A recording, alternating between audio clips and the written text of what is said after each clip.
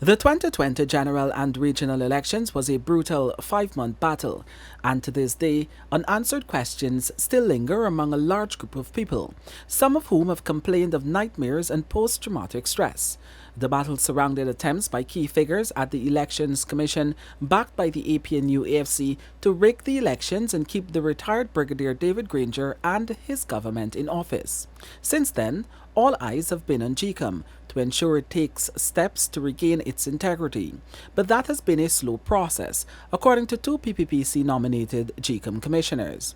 And while some of those key figures fingered in the attempts to rig the March 2020 elections have been removed and fired from GECOM, some still remain, Commissioners Sase Gunraj and Bibi Shadiq said.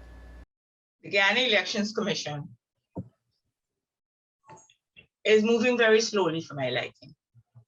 And so, both Gunraj and Shadiq agreed that the Commission and the Secretariat remain fractured. It is no secret that the Commission is now a fractured body. And I say that without fear of successful contradiction. GECOM took well over 1 year before a decision was made to terminate former Chief Elections Officer Keith Lowenfield, Deputy Chief Elections Officer Roxanne Myers, and District 4 Returning Officer Claremont Mingo, who are all before the courts facing charges related to electoral fraud. Shadiq said that GECOM's current slothfulness is occasioned by some of the same actors who contributed to the 5-month delay. What makes us move slowly? I was going to ask are some of the very actors who contributed to the whole 5-month delay. Some of whom are in the commission itself. Gunraj believes, however, that there are reasons for the slothfulness. Sometimes, even though that moniker of slow is applied, sometimes you have to lace it up and wear it and understand the reason for the sloth. That sloth, unfortunately, has continued throughout or has continued to plague us even after that 5-month saga had come to an end. Shadiq has since committed to standing guard to ensure that the corrective actions are taken and progress is achieved, regardless of how slow that process might be. Gunraj pointed out that although new faces are filling key positions, integrity must be displayed at all times. Multi-million-dollar fines and hefty jail times ranging from 5 to 10 years have been proposed for elections offences. The draft of the proposed amendments to the Representation of the People's Act has been published online.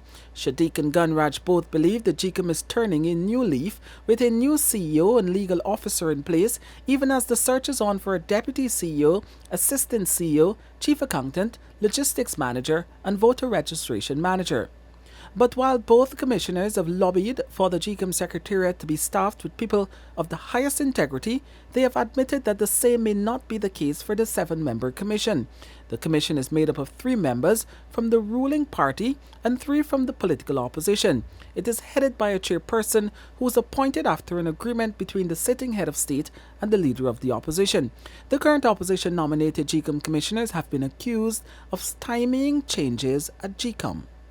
Sometimes I sit and I wonder about the future of the commission, right? The future of the commission in light of these postures that are adopted in that body. And I know the positions that I take within the organization are always positions that are based in principle and are based on law.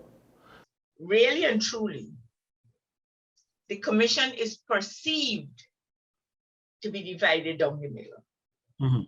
It's not necessarily so. For instance, personally, I don't really make decisions that the PP wants. I think I have earned that right to make decisions that I think that are fair. Guyana is slated to go to the polls this year again, but this time it's the local government elections. The new GECOM Chief Elections Officer Vishnu Prasad has said that preparations for local government elections and rebuilding trust and confidence in the electoral system are among his priorities.